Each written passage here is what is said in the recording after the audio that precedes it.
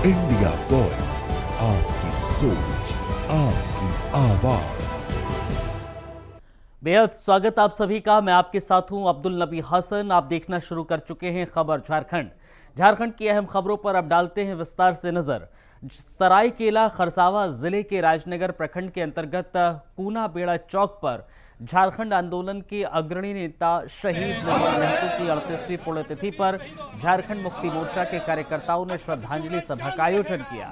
कार्यक्रम का नेतृत्व प्रखंड अध्यक्ष राम सिंह ने किया। यहां शहीद की प्रतिमा पर माल्यार्पण कर उन्हें नमन किया गया।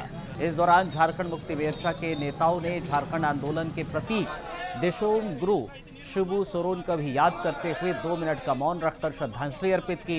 इस कार्यक्रम में झारखंड मुक्ति मोर्चा के प्रखंड उपाध्यक्ष शेखर महाकुंड, सचिव सुबोल महतो, सह सचिव दिलीप महतो, जिला संगठन सचिव संजय हांसदा, किसान मोर्चा जिला उपाध्यक्ष सरोज कुमार गोप, बुद्धिजीवी मंच के जिला अध्यक्ष दुर्गालाल मुर्मू, पंचायत अध्यक्ष छोटू राम महतो समेत झारखंड आंदोलन से जुड़े कई नेता और कार्यकर्ता उपस्थित रहे। सभी ने एक स्वर में झारखंडी अस्मिता और शहीदों के सपनों को साकार करने का संकल्प दोहराया।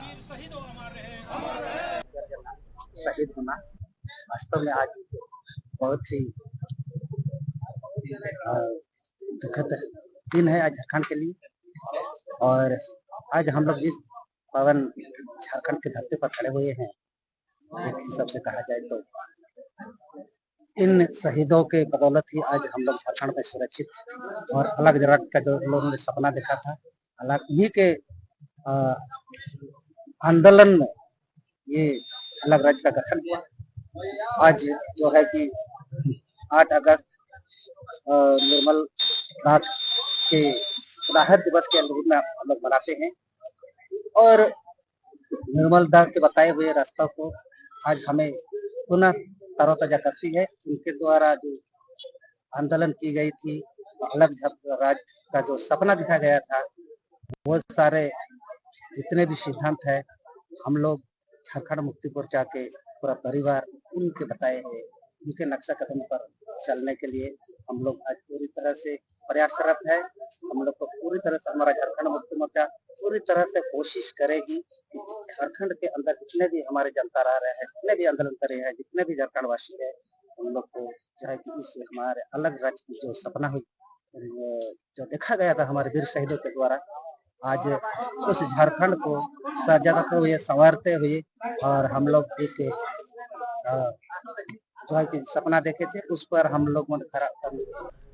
झारखंड आंदोलन के अग्रणी नेता शहीद निर्मल महतो की 38वीं पुण्यतिथि पर आज जमशेदपुर में श्रद्धांजलि कार्यक्रम का आयोजन किया गया, जहां चमरिया गेस्ट हाउस के पास स्थित उनकी प्रतिमा पर नेताओं और कार्यकर्ताओं ने माल्यार्पण किया और फिर ओलियान स्थित उनके आवास पर बने शहीद स्थल पर श्रद्धा सुमन अर्पित किए। इस मौके पर विधायक सविता महतो, पूर्व सांसद सुमन महतो, पूर्व मंत्री दुलाल भैया, मंगल कालिंदी समेत कई नेता मौजूद रहे, जिन्होंने निर्मल दा को झारखंड आंदोलन का प्रेरणा स्रोत बताया और उनके जल, जंगल, जमीन और के संघर्ष को याद किया। नेताओं ने कहा है कि झारखंड बनने के बाद निर्मल दा के सपनों का झारखंड नहीं बन पाया। आज भी उनके हत्यारे बेनकाब नहीं हो सके हैं, जो राज्य की व्यवस्था पर गंभीर सवाल उठाता है।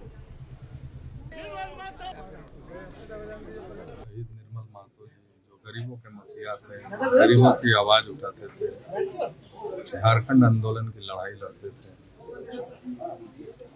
आज के दिन शहीद हुए और आज शहीद दिवस के अवसर पर बहुत सारे लोग आकर श्रद्धांजलि अर्पित करते हैं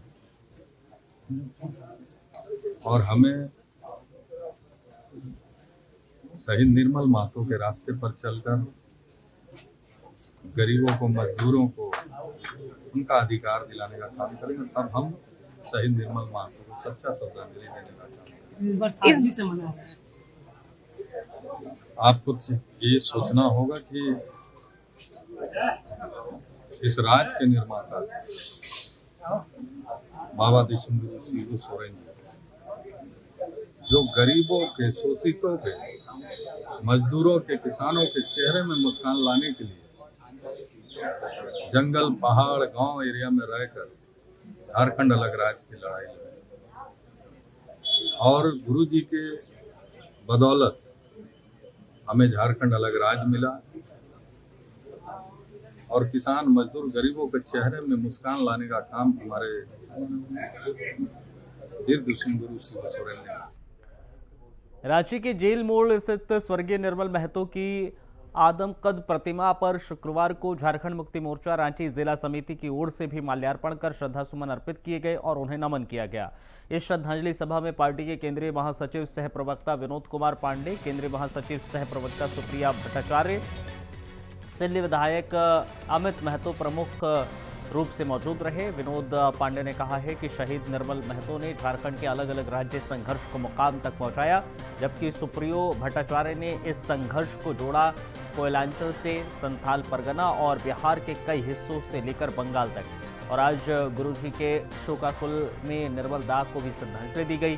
कार्यक्रम में कांग्रेस के वरिष्ठ नेता भी उपस्थित रहे, जिन्होंने शहीद के प्रति अपनी श्रद्धा व्यक्त की। विरल संयोग है, इसको आप कह सकते हैं कि जो जोड़ी इस राज्य के संघर्ष के लिए एक अटूट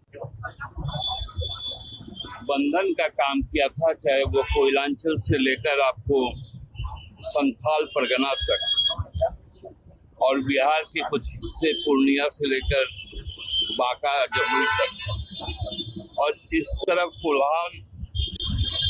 कोल्हान से लेकर उड़ीसा और बंगाल तक, ये दो जोड़ी थे गुरुजी और निर्मल दा। आज ये संयोग है कि जब हम गुरुजी के शोक काल में तो हम निर्मल दा को भी, शहादत को भी नमन कर रहे हैं। ये दो वीर ऐसे योद्धा हुए जो विनोद बाबू ने भी जिस रास्ते को शहीद निर्मल दा ने झारखंड अलग राज्य के संघर्ष को जो भार दी थी, वो मुकाम तक पहुंच चुका है माननीय गुरु जी के नेतृत्व में। और आज उनके शहादत दिवस पर हम लोग हर साल यहाँ पर इकट्ठे होते हैं, उनको नमन करते हैं और उनके संघर्षों को याद करते हैं और उस संघर्ष को अपने दिलो दिमाग में लोग रखते हैं और उनके बताए मार्ग पर हम लोग आगे चलने का हमेशा प्रयास करें। झारखंड मुक्ति मोर्चा राज्य के धतित्री कला केंद्र में आयोजित सांस्कृतिक कार्यक्रम अनुभूति में राज्यपाल संतोष कुमार गंगवार ने शुक्रवार को संबोधन दिया। राज्यपाल ने कहा है कि अनुभूति केवल कला की प्रस्तुति नहीं, बल्कि झारखंड की समृद्ध सांस्कृतिक विरासत का जीवंत प्रतीक है। उन्होंने युवा पीढ़ी में अनुशासन, संवेदनशीलता और राष्ट्रीय चेतना के जागरण पर जोर दिया। इस मौके पर उन्होंने पूर्व मुख्यमंत्री दिशोम गुरु शिबू सोरेन के निधन का उल्लेख करते हुए उन्हें जनजातीय चेतना की अमर प्रेरणा बताया। साथ ही पंडित बिरजू महाराज और पंडित मुन्ना शुक्ला जैसे महान कलाकारों को भी भारतीय सांस्कृतिक धरोहर का आत्मा करार दिया। इस कार्यक्रम में केंद्रीय राज्य रक्षा मंत्री संजय सेठ समेत कई गणमान्य लोग उपस्थित रहे। हमेशा एक ऐसी मंजिल की ओर जाते हैं, ये सम्मान है हमारी कमिटमेंट का, ये सम्मान है हमारी सर करते रहे हैं। दुख के साथ उल्लेख करना चाहूंगा कि झारखंड के पूर्व मुख्यमंत्री दिशोम गुरु शिबू सोरेन जी का 4 तारीख को निधन हो गया था। ये बहुत ही दुखद क्षण थे। वो एक केवल राजनीतिक व्यक्ति की विदाई नहीं, बल्कि जनजातीय चेतना और अस्मिता एक जीवित प्रेरणा का अवसान है। कला केंद्र की पूरी टीम को हृदय से बधाई देता हूं, जिन्होंने शास्त्रीय नृत्य कथक के माध्यम से भावभक्ति और भारतीयता को सजीव रूप से प्रस्तुत करने का संकल्प लिया है। हमारी परंपरा में कहा भी गया है, नृत्य संगीत बिना संस्कृति न पूर्णो भवति, अर्थात नृत्य और संगीत के बिना संस्कृति अधूरी रह जाती है। और माननीय प्रधानमंत्री जी का कथन है कि भारत की सांस्कृतिक शक्ति हमारी आत्मा है, ये हमें पहचान देती है और विश्व के सामने गौरव से सिर उठाने का आधार भी देती है। आज ये कार्यक्रम उन्हीं विचारों को सार्थक की अनुभूति है। मैं आशा करता हूं कि अनुभूति एक ऐसी परंपरा बने जो आने वाली पीढ़ियों को सृजनशीलता, संस्कार और सांस्कृतिक चेतना से जोड़ने का कार्य करती रहे। ये मंच नई प्रतिभाओं को दिशा दे, आत्मविश्वास दे और हमारी कला परंपरा को जन जन तक पहुंचाने का काम करें। ऐसे सांस्कृतिक मंच न केवल कला का अनुभव कराते हैं बल्कि हमें उनकी जड़ों से भी जोड़ने का काम करते हैं। जब युवा पीढ़ी इन कलाओं से जुड़ती है तो उनमें अनुशासन, संवेदनशीलता और राष्ट्रीय चेतना भी विकसित होती है। झारखंड की धरती आदिवासी लोक कलाएं, परंपराएं और विविध सांस्कृतिक रंगों से समृद्ध है।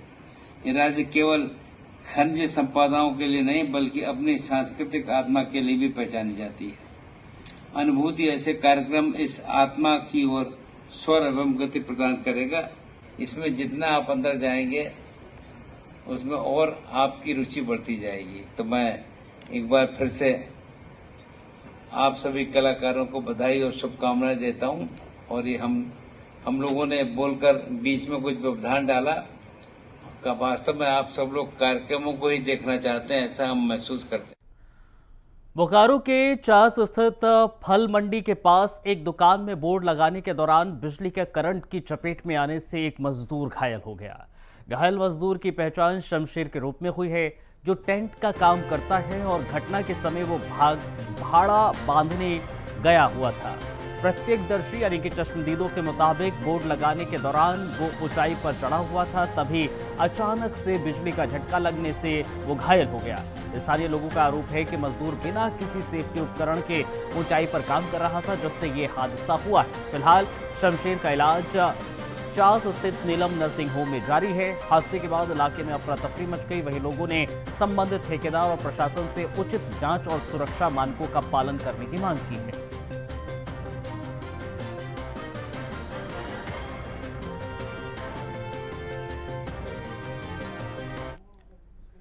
रक्षाबंधन के मौके पर रांची के सीआरपीएफ की 133वीं बटालियन कैंप में भारतीय जनता पार्टी महिला मोर्चा की ओर से एक भावनात्मक रक्षाबंधन कार्यक्रम का आयोजन किया गया।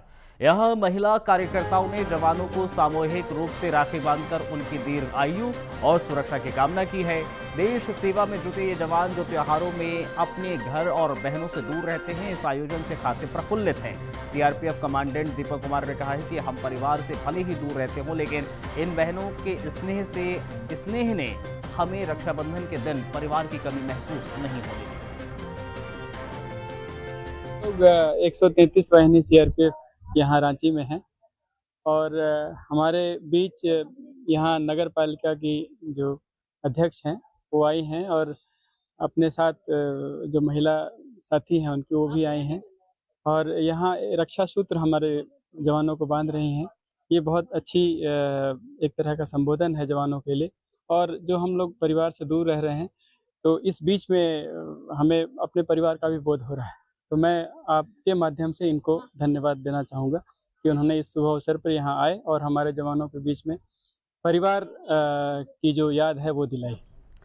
गोड्डा की वीआईपी कॉलोनी का हाल देखकर आप भी चौंक जाएंगे। यहाँ सड़क नहीं है, घुटनों तक कीचड़ है, एम्बुलेंस नहीं है, खाट है और सुविधा नहीं है, संघर्ष है। दरअसल शहर के बीचों बीच स्थित इस कॉलोनी में डीसी, एसपी, डीडीसी और जज जैसे आला अधिकारी रहते हैं, लेकिन उन्हीं के बगल की गली में आम जनता की सांसें बदहाल सड़कों के कीचड़ में अटक रही हैं। बीती रात चंदा कुमारी के परिवार को अपने बीमार परिजन को खाट पर लादकर कीचड़ से घसीटते हुए मुख्य सड़क तक लाना पड़ा, क्योंकि एम्बुलेंस ने आने से इनकार कर दिया। स्थानीय निवासी शंकर यादव, धनंजय शर्मा, रंजीत कुमार समेत कई लोगों ने प्रशासन और नगर परिषद पर विकास के झूठे दावे करने का आरोप लगाया है। हर साल फाइलों में सड़क बनती है, लेकिन जमीन पर सिर्फ कीचड़ ही दिखाई देता है। अब इस वीआईपी कॉलोनी से आवाज उठ रही है, क्या हमें सड़क सिर्फ चुनावी वादों में ही मिलेगी या हकीकत में भी मिलेगी?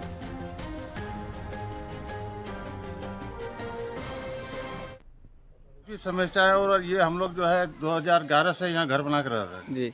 और रोड कितना बार आवेदन भी दिया गया, कोई सुनवाई नहीं। एक बार शिलान्यास भी हुआ रोड का। अच्छा, फिर कहाँ गया नहीं गया कुछ अता पता नहीं रहता। पता नहीं। क्या नाम हुआ आपका? मेरा नाम शंकर यादव। ये कौन सा colony? Number 20, ward number 20, VIP colony. VIP colony. अच्छा अच्छा। बारिश के समय बहुत ज्यादा दिक्कत हुआ। 3-4 महीना अभी दुर्गा पूजा, वट, छठ तक परेशानी हम लोग को होती है। तो पूरा मतलब आवागमन में बहुत दिक्कत होती है। आवागमन क्या, गाड़ी कितना टोटो पलट गया सामने ही वो गली के पास। अच्छा अच्छा। और क्या है कि जो बीमार उमार पड़ते तो फिर कैसे अस्पताल लगते होंगे? यही सुविधा देखिए, खटिया उटिया से जैसे भी होता है। अच्छा अच्छा। कोई एम्बुलेंस नहीं घुस पाती है, ना कोई अपना 4 व्हीलर भी नहीं घुस पाती है, टोटो वगैरह कुछ भी नहीं आ पाती। रोड में चल पाएंगे कि नहीं चल पाएंगे? गाड़ी घोड़ा सब फंस जाता है, बच्चा बुतरू आने जाने में गिर पड़ जाता है, बच्चा बुजुर्ग स्कूल जाने में दिक्कत होता है। कब से परेशानी हो रही है? ये परेशानी तो कम से कम 4-5 साल से हो रहा है। अब तक कोई आश्वासन नहीं मिला? न कोई आश्वासन, सबको कह के हम जो है ना। बोकारो में लगातार हो रही घर में चोरी की घटनाओं पर रोक लगाने के लिए पुलिस प्रशासन बेहद सतर्क नजर आ रहा है। यहां एसपी हरविंदर सिंह के निर्देश पर एक विशेष टीम का गठन किया गया जो लगातार छापेमारी कर रही है। टीम ने बड़ी कार्रवाई करते हुए 2 शातिर चोरों को गिरफ्तार किया है। पूछताछ में इन चोरों ने शहर में और भी कई चोरियों में अपनी संलिप्तता स्वीकार की है। पुलिस ने दोनों के पास से सोने चांदी के अलावा एप्पल का लैपटॉप, एयरपॉड, मोबाइल फोन, हजारों रुपए बरामद किए हैं। ये कार्रवाई डीएसपी आलोक रंजन के नेतृत्व वाली टीम ने की है।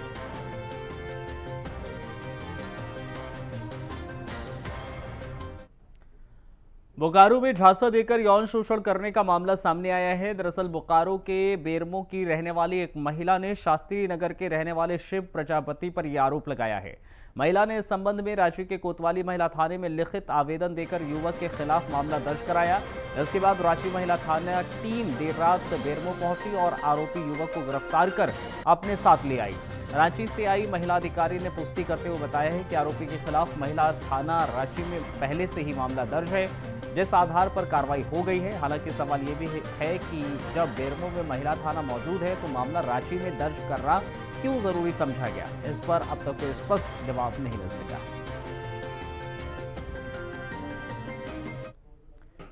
सरायकेला खरसावा जिले के घमरिया अंचल स्थित सीतारामपुर जलाशय जो 1960 में बना था, उसके निर्माण से विस्थापित हुए 10 गांवों के 1300 परिवारों को अब 65 साल बाद आजीविका का स्थायी साधन मिला है।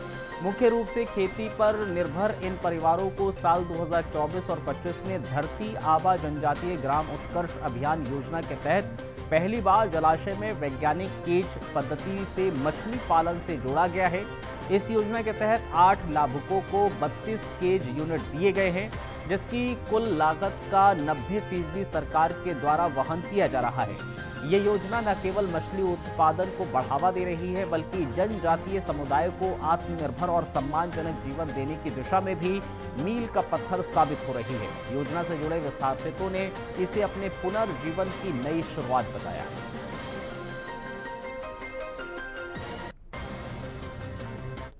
मत्स्य सहयोग समिति के माध्यम से धरती आबा जनजातीय उत्कर्ष योजना के तहत हम लोग को 8 केज 8 लाभुकों में मिला है और 4 लाभुकों को 2 लाभुकों को 2 पहिया वाहन और 2 लाभुकों को 3 पहिया वाहन मिला है।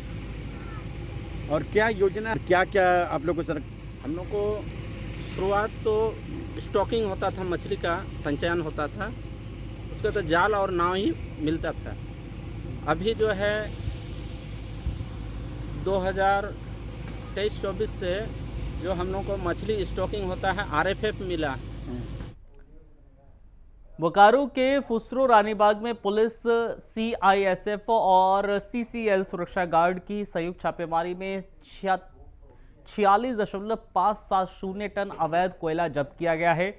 इसके अलावा कल्याणी में बिना नंबर प्लेट वाली स्कूटर पर 750 किलो लावारिस अवैध कोयला मिला है, जिसे चंद्रपुरा पुलिस को सौंप दिया गया है। दरअसल सीआईएसएफ कमांडेंट लक्ष्मी नारायण चौधरी ने कहा है कि कोयला चोरी पर सख्त अंकुश लगाया जाएगा। ऐसी घटनाओं की सूचना मिलते ही जिला प्रशासन, स्थानीय पुलिस और सीसीएल के साथ मिलकर कार्रवाई की जाएगी। यह अभियान क्षेत्र में अवैध कोयला व्यापार को रोकने और कानून व्यवस्था मजबूत करने की दिशा में अहम कदम है।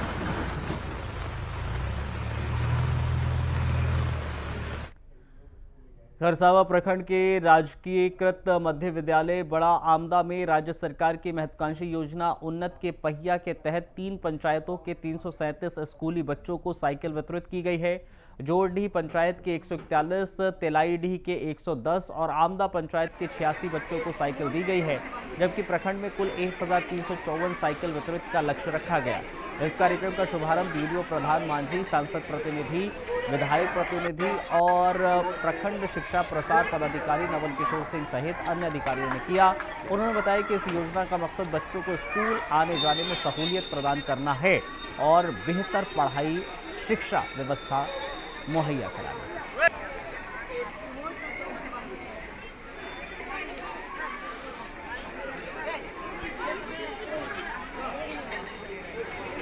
1354 का पूरे प्रखंड का टारगेट है इस वर्ष का, उसका आज शुभारंभ हो गया और आज प्रखंड विकास पदाधिकारी सहित क्षेत्र के सभी गणमान्य लोग उपस्थित होकर के साइकिल वितरण में सभी लोगों का सहयोग प्राप्त हुआ और आज हम उम्मीद कर रहे हैं कि 300 प्लस साइकिल बच्चों के हाथ में हस्तगत हो जाएगा और ये लगातार जारी रहेगा। 1354 जामताड़ा जिले के महिजाम के पाल बागान में स्थित सजन पब्लिक स्कूल में रक्षाबंधन के अवसर पर एक अनोखा और भावनात्मक कार्यक्रम आयोजित किया गया, जिसमें विद्यालय के नन्हे मुन्ने विद्यार्थियों ने रेलवे सुरक्षा बल के वीर जवानों को राखी बांधकर सम्मान और आभार प्रकट किया है। कार्यक्रम का उद्देश्य बच्चों को भारतीय संस्कृति, परंपरा और देशभक्ति के महत्व से परिचित कराना था। गुजारे सीमा तिवारी ने बच्चों को बताया है कि ये त्योहार सिर्फ एक उत्सव नहीं बल्कि हमारे सैनिकों के प्रति कृतज्ञता और अनुशासन का प्रतीक है।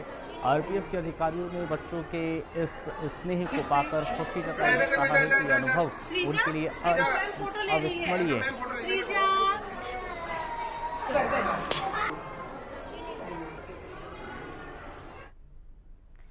जमशेदपुर के पोटका प्रखंड में जन वितरण प्रणाली में दुकानदारों ने कमीशन बकाया समेत 5 सूत्री मांगों को लेकर पोटका मुख्यालय में जोरदार प्रदर्शन किया है।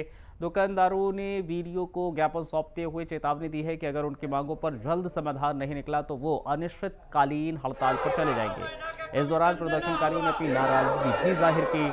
अनवर अली अध्यक्ष अन्य राशन डीलरों ने भी इस आंदोलन में हिस्सा लिया और अपनी समस्याएं मीडिया के सामने रखी। जब तक कमीशन नहीं मिलेगा, तब तक कमीशन नहीं मिलेगा।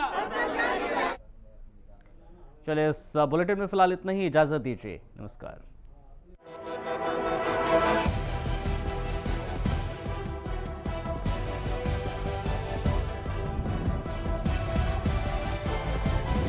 इंडिया वॉइस, आपकी सोच, आपकी आवाज।